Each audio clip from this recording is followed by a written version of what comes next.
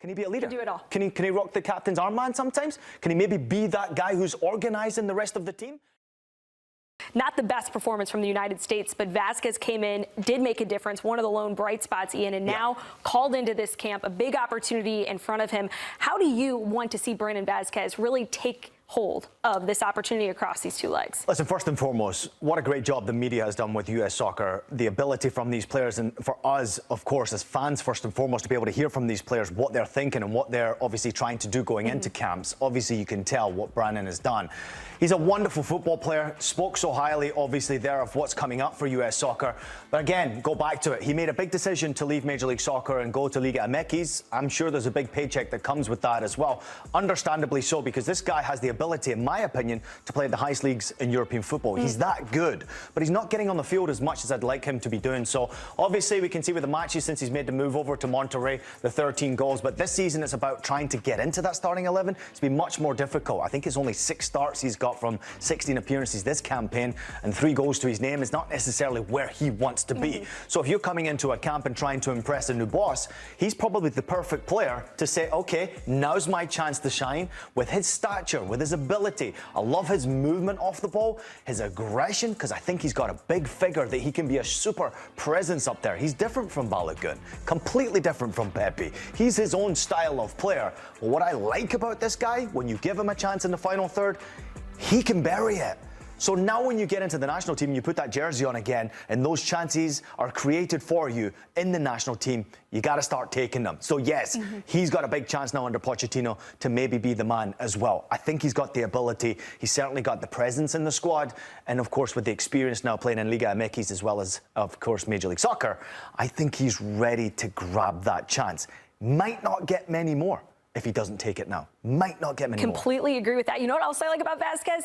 The aerial presence. United States being dominant on set pieces could be the difference between them going far in the World Cup come 2026 and doing things they've never done on home soil versus seeing what we've seen time and time again, which is early elimination and not quite reaching those heights. Another player, Brenden Aaronson, he's been having an excellent season back with Leeds. Ian, what have you seen from this guy who just has been a bit inconsistent with the United States in his career? Yeah, listen, we can say that about Brenden Aaronson, but what I would like to say is this is one of the most talented players that US soccer has created.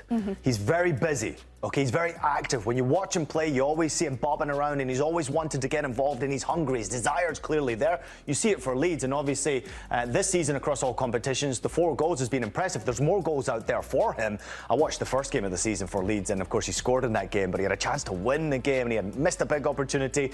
He's the type of player that I think in the championship, getting experience, playing every single week is healthy for him because he's put himself back into contention for the national team, and he's put himself in this squad, and in my opinion, at the right time where Pochettino recognises true talent, true work rate, the ability.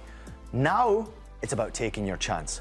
Because going to Leeds and being a championship team, which is a massive club in world football, I don't care what anyone says, going there and being a part of that is one thing. Getting the stats on the board, you notice there only the 1 assist is not good enough, right? That needs to be improved. Especially from his position in the field, playing that creative number 10-like role. But now when you go to the national team, now it's about stepping up.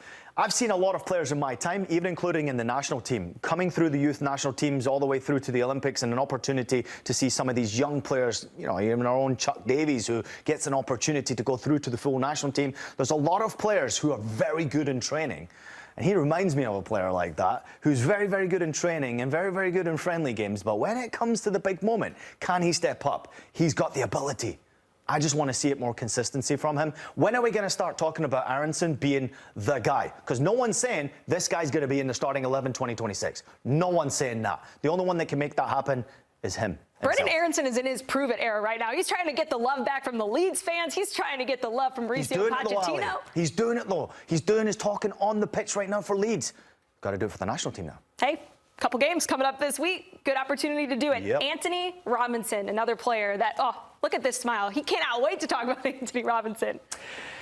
To me, he is an outstanding player, and we're not speaking enough about the ability from this kid. I mean, he's obviously played a lot of minutes, and since the 2022 World Cup, you can see the players who stood out there. I was surprised to see Matt Turner obviously being top of the list right there, but deservedly so because he's put out some big performances. You've got Captain Pulisic, maybe not so much anymore, but Robinson is always someone who maybe hasn't missed too many camps, but did recently.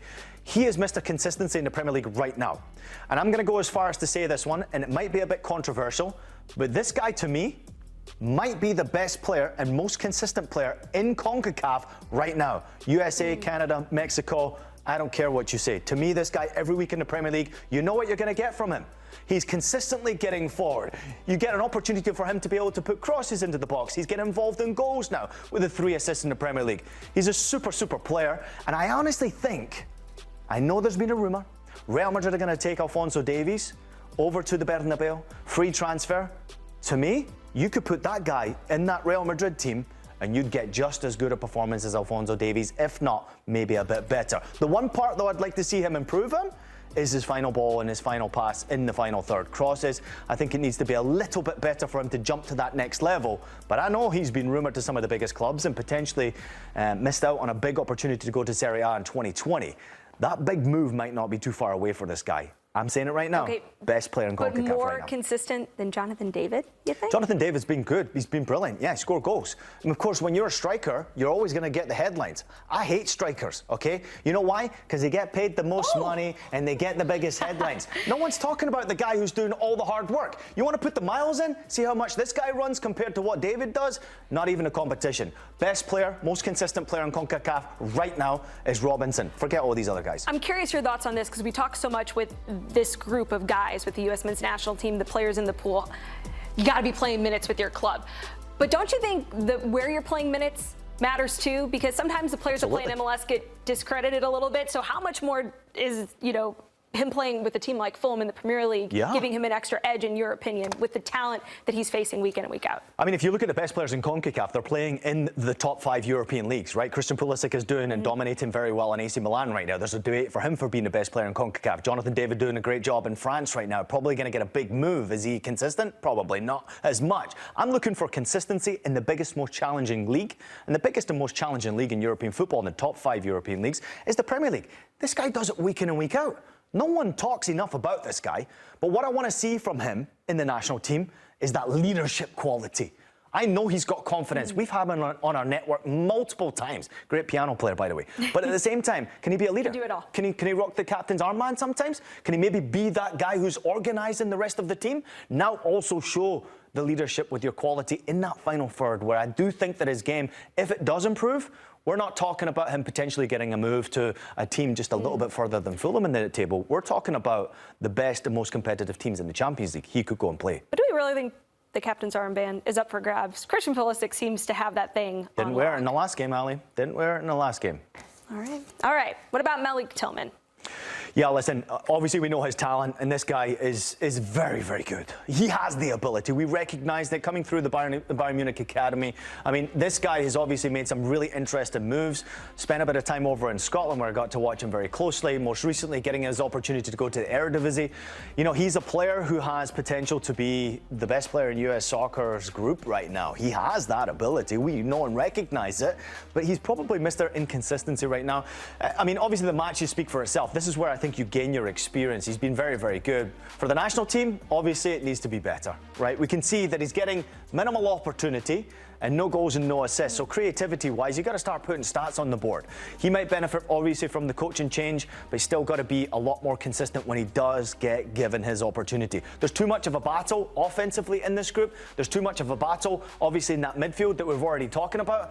But what I'm recognising and loving from this guy is that when you put him in a PSV jersey, this guy steps up. He seems to play with a confidence, with an aura about him. This in the Champions League, outstanding. I mean, he's just a brilliant player. Against Girona, they kind of opened the door for him to score that opening goal. Maybe a little cheeky on the throw in here, but at the same time, Check the line. He's a different player, Ali. When he gets into that PSV team, he's someone who enjoys his football. He's in the right place at the right time. And there's a lot to be said about players making the right decision for their club team.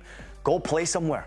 Play every game. He's almost in the lineup every single game for PSV. So I think he's a real opportunist player for Pochettino. If Pochettino gets the best out of this kid, he starts in 26. What's one thing that Poch can do to get the best out of Malik Tillman and what you've seen with Confidence. PSV? Confidence. I mean, I've seen it all the way through his career, and players of his ability who lack in confidence sometimes don't get that arm around the shoulder feeling from the coach. If you give him love and you give him an opportunity to feel, this guy's buying into me, I'm going to run through that brick wall, you're going to see this guy run and play. I want to see a bit more 1v1 from him, because I know he's got the ability. We saw it there against Girona, where he can go to goal and he's got the finishing ability. But those one-on-ones, getting past players, creating opportunities, I think if you have Aaronson, Christian, I mean, we can go through all the names here. Throw him into the mix as well. These are all talented players that can make it happen for the national team. But the future's all his if he wants it. It's up to him to make it happen. Limited windows until the big thing that we are all waiting for, and that is the World Cup in 2026. Big test coming up this week as United States take on Jamaica across two legs in the Concacaf Nations League quarterfinals. Let's go.